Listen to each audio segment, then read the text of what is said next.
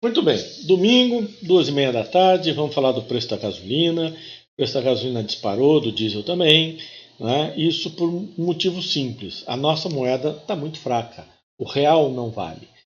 Mas Guto, a Petrobras produz um monte de petróleo, extrai aí no pré-sal, extrai no anti-sal, seja lá onde for, ela extrai petróleo. Verdade, a gente extrai, tá? Uma quantidade muito grande, né? Nós temos uma produção de petróleo suficiente para o Brasil, mas existem tipos de petróleo, né? Então existe a necessidade também de importar algumas variedades, tipos diferentes de petróleo para ajudar a fazer a destilação, né? Então o que é? Um destilador é uma coluna onde você põe o petróleo lá embaixo, aquece e os vapores que vão subindo vão produzindo subprodutos, que são óleo bruto, né, que são para navios, piche, gasolina, diesel e outros derivados, esses para os polímeros, essas coisas todas. Não, vamos, né, uma coluna e tal. Que nem você faz cachaça, faz etanol, etc. É um destilador. Tá? Às vezes ele explode, né? Mas está bem. Acontece. O etanol não explode, mas o petróleo explode porque ele trabalha sob pressão. Muito bem. E aí o que acontece? Você tem 17 refinarias no Brasil, 13 da Petrobras, 4 de particulares. A Petrobras, além de tudo, tem um monopólio. Ela tem uma situação de importação de diesel e gasolina, porque ela não consegue produzir tudo que o Brasil consome. Isso porque a gente tem etanol já anidro na gasolina e para carros. Então, isso está no meu programa de grão em grão da semana anterior, não de ontem, do outro sábado, né, em que a gente comenta exatamente que se tirar o etanol dessa situação toda que está aí, o Brasil vai ter uma dificuldade muito maior. A gasolina não estaria a 6, estaria a 7, a 8, porque você teria que importar um volume muito maior de gasolina, né, para poder abastecer isso. Fora o biodiesel, né, que também você coloca no diesel. Se você tirar, também vai ter que trazer uma quantidade muito maior de diesel. Nós não conseguimos produzir, tem outros fatores aí que complicam. Né? Mas e por que encarece, então, a gasolina? Né? Encarece por um motivo simples. Né? Você tem que comprar e pagar isso com real. Né? E o real está num preço horrível. Né? É a sexta moeda, ganha só de outros 5 países. Quer ver os países? Angola, Zâmbia, Venezuela, Seychelles, não sei nem se estou falando certo, nem sei onde é que fica isso, e Argentina. Então, o Brasil só ganhou desses 5 países, perdeu para todos os outros. A desvalorização do real foi gigantesca, porque do momento em que você diminui os juros e você começa a jogar dinheiro no mercado, tá certo? Você desvaloriza a tua moeda, porque ela perde poder aquisitivo. Né? Você está jogando uma moeda sem lastro, e sem lastro você começa, então, a ter esse tipo de problema. Então, se você subir os juros, você tem uma contração da moeda e você consegue valorizá-la em relação ao dólar, por exemplo. Porque, se a gente olhar, tem aqui uma tabela, aqui um comparativo, tanto em dólar como o franco suíço, que é mais estável ainda que o dólar, né, você tem os preços do petróleo hoje igual a 2000 e da gasolina igual a 2005, com pequena diferença, usando um dos comparadores. Mas os dois, tanto pelo dólar quanto franco suíço, o preço do petróleo é igual ao ano de 2000. Então a gente não deveria ter uma gasolina tão cara assim. Só que lá atrás você tinha uma outra cotação, né, do real perante ao dólar. Então não precisamos aprofundar muito isso. O que é importante entender é que o poder aquisitivo da nossa moeda é muito fraco para o sistema que a gente trabalha hoje com os nossos combustíveis, que é uma fonte de energia muito importante. Principalmente que você usa o diesel para fazer transporte. Né? O Brasil é muito precário em ferrovias, né? Então você necessita de muitos caminhões, e o transporte pessoal também, até transportes menores que são feitos com gasolina.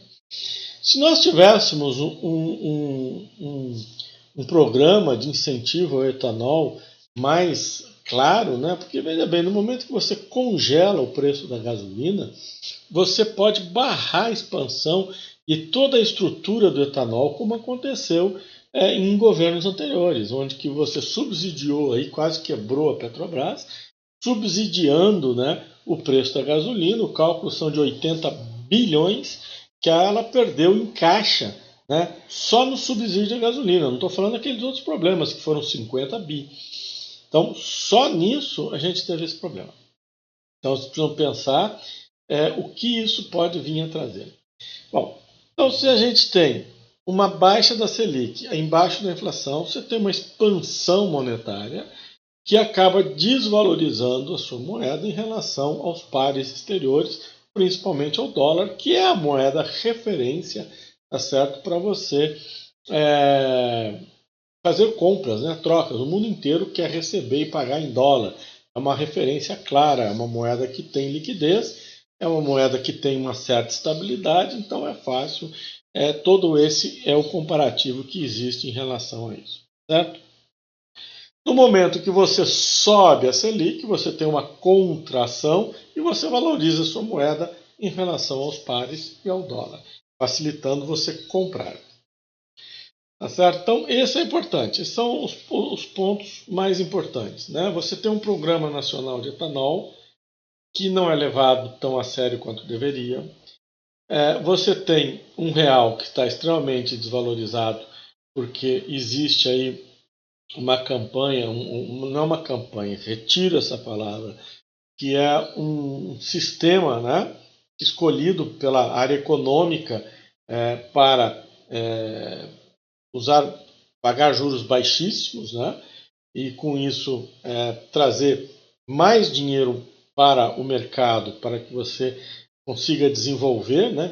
Parece que não funcionou, desenvolver o mercado, porque você teve uma pandemia no meio do caminho aí e atrapalhou as coisas. Agora, você subir os juros nessa altura do campeonato para valorizar a sua moeda, para comprar gasolina mais barata, eu acho que também é um problema, porque você vai deixar de exportar produtos essenciais que trazem dinheiro para dentro do país, principalmente na área agro, né? Você vai trazer um problema, você vai trazer um problema sério, exportação de soja, de milho, etc. A soja você vai continuar exportando, recebendo menos reais pelo produto, porém, milho com certeza você vai ter dificuldades de exportar, carnes você vai ter dificuldade de exportar, entendeu? Você começa a estancar a exportação, não entra dinheiro novo, você tem que fazer a economia funcionar muito aqui dentro para compensar isso, mas com juros mais altos isso vai ficar bastante complicado de acontecer. Tá? Então, a gente tem este outro ponto para estudar, né? O que me parece que seria uma situação assim bem mais equilibrada nisso tudo seria você desenvolver uma política muito maior para o etanol. Isso você substituiria muito mais gasolina por etanol. Hoje você tem etanol de cana, você tem etanol segunda geração do bagaço de cana, você tem etanol de milho. Né? Não pense você que você vai moer milho e todo ele vai virar etanol.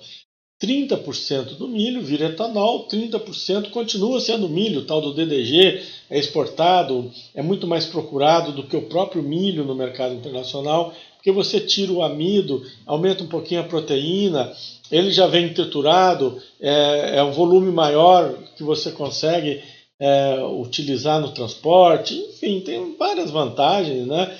Principalmente na área alimentar. É uma das coisas que a China mais compra dos americanos, né? Esse subproduto do etanol. Né? E 30% é um resíduo que deve ter alguma outra utilidade. Quando eu produzi em 1900, só o cara é antigo, em 2006, 2007 mais ou menos, tem um vídeo aí na internet, até posso depois, se for o caso, eu coloco aqui, tá? Para vocês darem uma olhada. Mas enfim, foi quando eu produzi, a gente tinha isso. Deve ter evoluído muito isso, e lógico que são plantas gigantescas, eu fiz uma coisa extremamente domiciliar. Ok? Bom, aí o que acontece? Você tem um incentivo nesse lado, você diminui o consumo de gasolina, então você consegue exportar gasolina em vez de importar gasolina e consegue trazer mais diesel. Né? E isso, quem sabe, você consegue fazer algum tipo de compensação no mercado em relação a isso. O próprio governo não olha para esse lado. É uma coisa que eu comento muito. Por que não ter o carro híbrido de etanol, desenvolver um motor único de etanol? Não é um biocombustível, né? Não é gasolina e etanol, é um motor desenvolvido para etanol. Porque se você desenvolver um motor específico para etanol, ele vai ter um rendimento melhor, uma economia melhor, um desempenho melhor. O que você tem hoje? Um motor a gasolina que foi adaptado a queimar etanol também, certo? Então, a Fiat parece que vai desenvolver um motor exclusivamente etanol, exatamente para lançar um carro híbrido de etanol, que aí sim você é um CO2 realmente consciente. Mas voltando ao problema da gasolina e do diesel, aí você acha que vai resolver o problema tirando alguns impostos, positivo, mas é paliativo, tá certo? Diminuir impostos sempre é positivo, mas neste caso é só paliativo, principalmente porque é um curto prazo. Né? E também não é o que vai resolver o problema. Aí você fala, vou trocar o presidente da Petrobras porque eu vou ingerir. Bom, então você tinha um governo que era pró-mercado, que ia privatizar, que ia fazer reformas importantes, parará, parará, parará. Aí de repente você tem um governo que não fala mais em privatizar a Eletrobras, está trocando o presidente exatamente da Petrobras, exatamente para poder gerenciar ou ingerir dentro da companhia para controlar o preço do petróleo, da gasolina. Né? Com isso você pode estourar todo o processo de produção de etanol. Você está mostrando que você não vai mais privatizar essas 13 destilarias de gasolina, diesel, etc. Pelo menos parte delas iam ser vendidas. Com certeza não serão mais. Por quê? Você quer comprar uma destilaria de petróleo, uma refinaria, que eles falam, refinaria de petróleo, num país em que o governo altera os preços do combustível a seu prazer para agradar ao povo, independente do mercado internacional. Então você compra o petróleo a $60 e você vende o equivalente à gasolina, mesma coisa que você estivesse vendendo a 50, então você tem que pôr dinheiro do bolso para fazer isso. Olha, eu acho que isso não vai funcionar, né? Então esquece da privatização dessas refinarias, a menos que você entregue a preço de banana, né? Fala, olha, leva porque a gente quer sair delas para ver se a gente consegue equilibrar alguma coisa. Então leva. Aí o cara pode ser que comprando a preço de banana, ele realmente toca, se não der certo ele fecha aquilo lá, vende em pedaços, sei lá, faz qualquer porcaria. Mas ninguém vai pagar caro, entendeu? Num país em que você não consegue fazer isso. A não ser que você utilize isso para refinar e mandar o combustível para fora, só ser exportador, não vai fornecer mercado interno. Né? Então não vai resolver coisa nenhuma.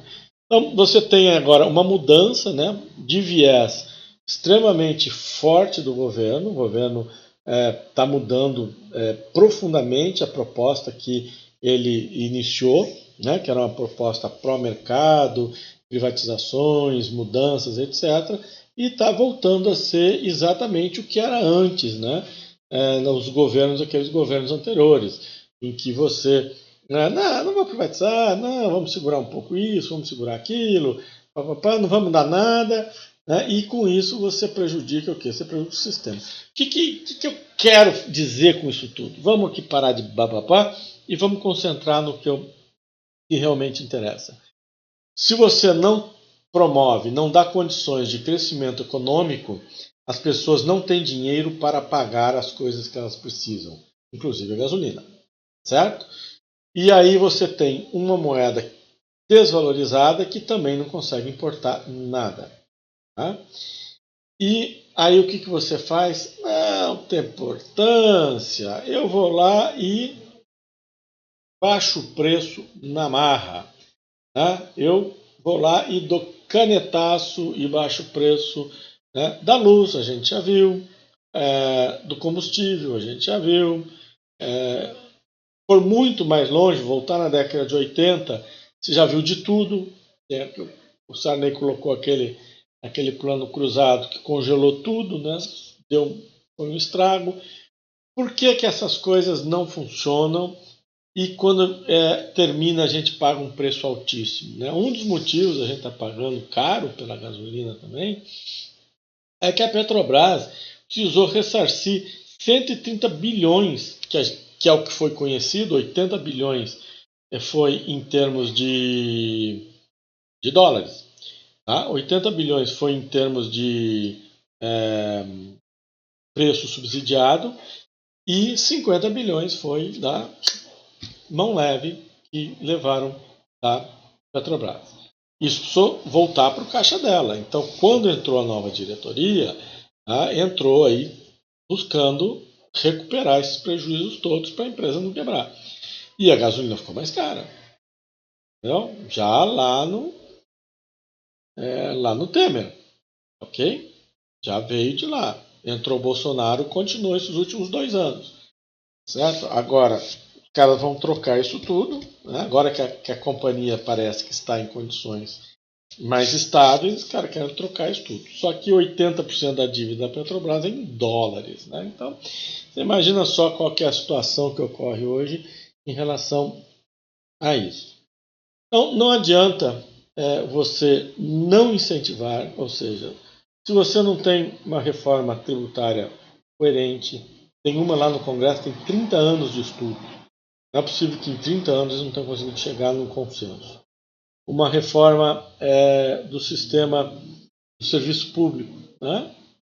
Também são 215 milhões de brasileiros para 300 mil funcionários públicos. Então também é uma situação complicada, né? Então é pró uns, pró outros. Então tem todo aí um equilíbrio para que o Brasil possa, né? Então é o que a gente estava conversando ontem no de grão em grão de ontem, né? Da logística. Né? Não adianta você ter uma baita de uma produção da porteira para dentro, você não tem uma logística de transporte, não ter ferrovia, não ter estrada, não ter porto, né? Então, você assistiu ontem também o de grão em grão, né? No sábado de ontem, de grão em grão, também importante, né? Bastante importante. Né? Ontem foi dia 20 de fevereiro de 2021. Se você assistiu o de grão em grão de ontem, você vai entender o que eu estou falando aqui também.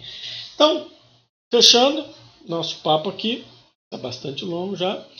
Não adianta você entrar em interferências no mercado, porque você não vai conseguir o resultado que você quer desta maneira.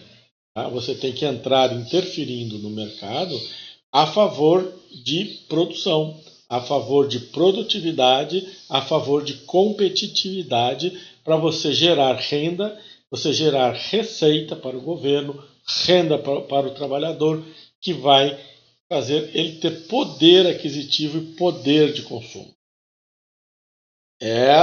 Toda esta engrenagem tem que virar junto. Não adianta você intervir. Por isso que a Petrobras caiu 7% no Brasil sexta-feira. Quando saiu a notícia do after, quando saiu a notícia com o mercado fechado, de que iria haver a substituição do presidente da Petrobras, ela caiu mais, chegou a cair 15% lá nas ADRs lá nos Estados Unidos, não sei se fechou com essa queda, mas você pode ter certeza que segunda-feira, amanhã, a Petrobras vai cair bastante e deve continuar caindo nos próximos dias, porque essa troca não é simples. Não é chegar lá, dar um canetaço, sair um e entra o outro. Né? Você tem o atual presidente tem o mandato até 20 de março, né? E existe um conselho que aprova, né, o presidente ou não aprova o presidente. Tem uma situação toda essa. Se ele não pedir demissão, isso aí vai até 20 de março, se arrastando dessa maneira. É uma situação muito complicada, porque se tiver uma briga de braço aí, né, uma disputa de braço, e o presidente perder, né? Ou se o presidente realmente conseguir fazer isso, as duas saídas são horríveis, tá? Muito ruins para o nosso futuro. Tá? Já falei 20 minutos aqui, acho que é bastante tempo. E peço que vocês reflitam sobre isso, puderem colocar algum comentário aqui embaixo. Né? Ninguém precisa ser radical, sejamos analistas, não sejamos políticos nessas análises. Eu gostaria de deixar bem claro para vocês que eu não gosto de olhar o viés político das coisas. Eu gosto de olhar. Eu sou um administrador de empresa, sou formado em administração, tá certo? E eu gosto de olhar. O meu enfoque sempre é na administração. Não existe uma administração 100% ruim ou 100% boa. Né? Aconteceram coisas horríveis nas administrações do Lula, da Dilma eu deixo fora, mas o do Lula teve, aqueles 8 anos foram complicados por um lado, mas ele também evoluiu em outras coisas. Falam do Fernando Henrique, também teve lados negativos, mas teve também lados positivos. Bolsonaro, nesses 2 anos, teve coisas muito ruins, muitas decepções, eles tiveram sim, mas eles também evoluíram em algumas coisas muito interessantes. Então, é assim, quando você vai analisar uma situação, você tem que olhar ela como um todo. Né? Você não pode focar aqui ou ali, colocar um viés político, não. Administrativo, se aquela atitude foi uma atitude política, é uma outra situação. Mas o que a gente tem que prestar atenção? A situação administrativa. Então você tem a oportunidade de estar sentado no cargo mais importante do país, que é um presidente da República. Você vem com algumas intenções muito boas e você não consegue colocá-las em prática ou só parcialmente em prática, você está perdendo uma oportunidade. Então você tem que imaginar essa situação. Então eu estou imaginando a seguinte situação do momento, uma fotografia do momento. O presidente que está administrando uma situação de risco para o seu governo, que é a greve dos caminhoneiros. Ponto. Com isso ele quer o quê? Baixar o preço do diesel. Por consequência da gasolina. Por quê? Porque a gasolina também tem um fator de peso importante. Né? Tem muita gente que trabalha e ganha dinheiro com carro movido a gasolina. Então ele resolveu fazer uma solução mais simples que tem. Vamos trancar o preço da gasolina e do diesel. Aparentemente é isso. A história está sendo vendida dessa maneira. Eu vou colocar lá um cara, ele vai fazer um novo sistema de cálculo de preço e a gente vai ter um preço estável, etc, etc, etc. E isso é uma chacoalha no mercado. Então, você criou uma solução administrativa simplória que vai trazer consequências graves para todo o desenrolar do governo. É esse ponto. Não estou falando de política, não estou falando de populismo, não estou falando nada. Estou falando que houve uma intenção de se alterar um preço de um bem, de um ativo, de uma maneira simplória. Certo? É isso.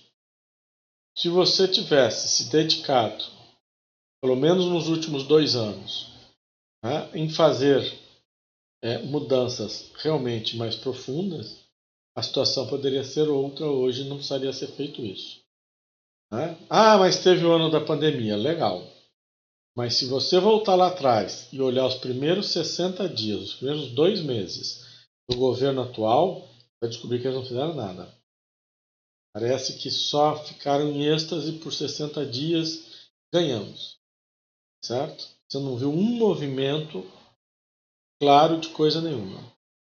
No 3º mês começou a se fazer alguma coisa e assim, então você perdeu o ímpeto inicial, né, de um sangue novo, de um ar novo, de uma mudança que era exigida pela população, né, para você mudar um sistema que estava todo mundo cansado.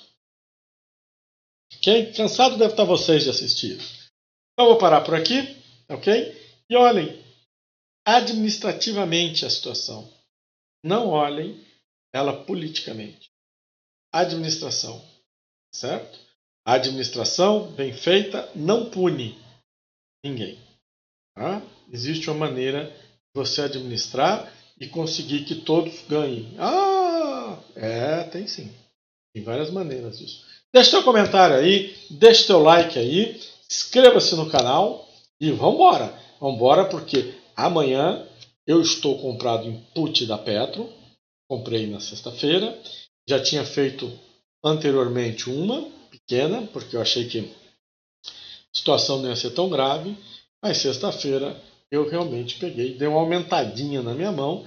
Ou seja, o que é uma put? É uma opção de venda da Petrobras a 27,75. Foi a que eu fiz. Certo?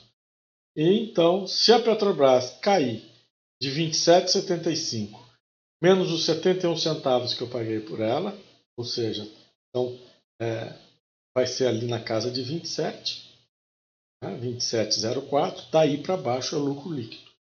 Então, vamos ver o que vai acontecer. Né? Se as explicações que vêm por aí vão ser suficientes para acalmar e dizer que não vai ter realmente uma ingerência do governo, ou se eu vou ganhar uma bela de uma grana, né? Eu preferia perder meu dinheiro e que as coisas continuassem de uma maneira melhor, que a gente pudesse ganhar dinheiro com as ações da Petrobras. Mas eu acho que pode acontecer um fator aí que possa vir a desvalorizar muito a Petrobras. Né? Analistas falam em prejuízo de 100 bi, ou seja, quase tudo que foi perdido com a corrupção e o subsídio anterior, que foi 130 bi. Vamos lá. Vamos ver amanhã. Vou deixar aqui um link, aqui. Tá? O link é para vocês verem a minha gravação quando eu produzir etanol. Tchau, até amanhã. Amanhã é dia de mercado.